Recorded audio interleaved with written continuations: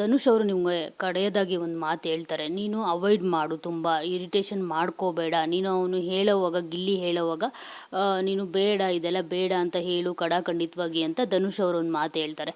So ಅದನ್ನು ಇಲ್ಲಿ ಹೇಗಾಗಿತ್ತು ಹೊರಗಡೆ ಅಂತ ಅಂದರೆ, ಧನುಷ್ ಅವರು ನಿಮ್ಮಿಬ್ಬರು ಮಧ್ಯೆ ತಂದಿಡ್ತಿದ್ದಾರೆ ಅಂತ. ಯಾಕಂದರೆ ವೀಕೆಂಡಲ್ಲಿ ಆ ಥರದ್ದು ಡಿಸ್ಕಷನ್ ಆಗಿದ್ದಕ್ಕೆ ಧನುಷ್ ಅವರು ಬಂದು ನಿಮ್ಗೆ ಆ ಥರದ್ದೊಂದು ಸಜೆಷನ್ ಕೊಡೋದು.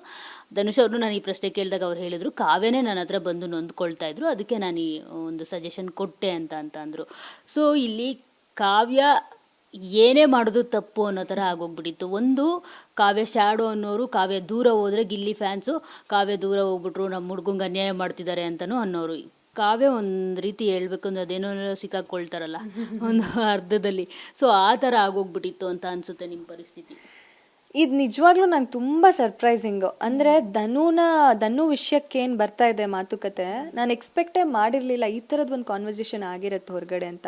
ಯಾಕಂದರೆ ನಾನು I am very sharp at that thing. ಅಂದರೆ ಅವ್ನು ನನ್ನನ್ನು ಏನೋ ಮ್ಯಾನಿಪ್ಯುಲೇಟ್ ಮಾಡ್ತಿದ್ದಾನ, ಅಥವಾ ಅವ್ನು ಇನ್ನೊಂದೇನೋ ನನಗೆ ಹೇಳಕ್ಕೆ ಟ್ರೈ ಮಾಡ್ತಿದ್ದಾನ ಅನ್ನೋದು ನಂಗೆ ಸೆನ್ಸ್ ಆಗಲೇ ಇಲ್ವಾ ಹಂಗಾದ್ರೆ ಅನ್ನೋದು ನನಗೆ ಕ್ವೆಶ್ಚನ್ ಕಾಡ್ತಾ ಇರೋದು ಇವಾಗ. ಅವ್ನು ಹಂಗೆ ಮಾಡಿದರೆ ನನಗೆ ಸೆನ್ಸ್ ಆಗ್ತಿತ್ತಲ್ವಾ ಅಂತ. ಧನು ಯಾವತ್ತು ನೀವು ಏನೋ ದೂರ ಆಗು ಅವಾಯ್ಡ್ ಮಾಡು ಅಂತ ಯಾವತ್ತೂ ಹೇಳಿಲ್ಲ ಅವನು. ಅಂದರೆ ಆ ಥರದ ಸ್ಟೇಟ್ಮೆಂಟ್ಸ್ ಯಾವುದೂ ಹೇಳಿಲ್ಲ. ಇನ್ಫ್ಯಾಕ್ಟ್ ನಾನು ಇವಾಗ ಏನೋ ಒಂದು ಆಗುತ್ತೆ, ನಮ್ದು ಯಾವುದೋ ಒಂದು ಫೀಡ್ಬ್ಯಾಕ್ ಬರುತ್ತೆ ವೀಕೆಂಡಲ್ಲಿ ಅಂತಂದಾಗ ನಾವು ಹೋಗಿ ಡಿಸ್ಕಸ್ ಮಾಡ್ತೀವಿ, ಯಾಕೆ ಹಂಗೆ ಅನಿಸಿರ್ಬೋದು ಅಂತ.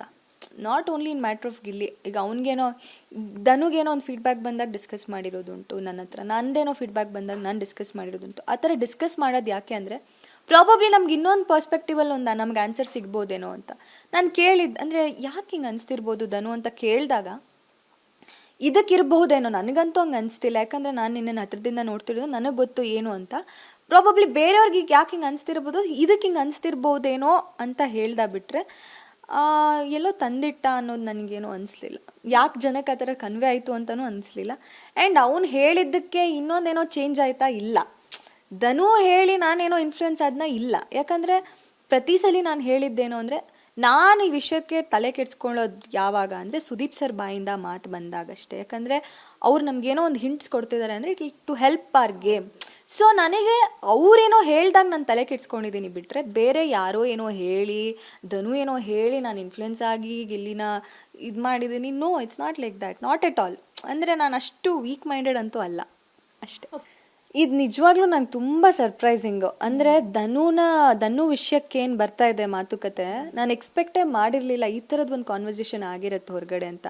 ಯಾಕಂದರೆ ನಾನು I am very sharp at that thing. ಅಂದರೆ ಅವ್ನು ನನ್ನನ್ನು ಏನೋ ಮ್ಯಾನಿಪ್ಯುಲೇಟ್ ಮಾಡ್ತಿದ್ದಾನ, ಅಥವಾ ಅವ್ನು ಇನ್ನೊಂದೇನೋ ನನಗೆ ಹೇಳಕ್ಕೆ ಟ್ರೈ ಮಾಡ್ತಿದ್ದಾನ ಅನ್ನೋದು ನಂಗೆ ಸೆನ್ಸ್ ಆಗಲೇ ಇಲ್ವಾ ಹಂಗಾದ್ರೆ ಅನ್ನೋದು ನನಗೆ ಕ್ವೆಶ್ಚನ್ ಕಾಡ್ತಾ ಇರೋದು ಇವಾಗ. ಅವ್ನು ಹಂಗೆ ಮಾಡಿದರೆ ನನಗೆ ಸೆನ್ಸ್ ಆಗ್ತಿತ್ತಲ್ವಾ ಅಂತ.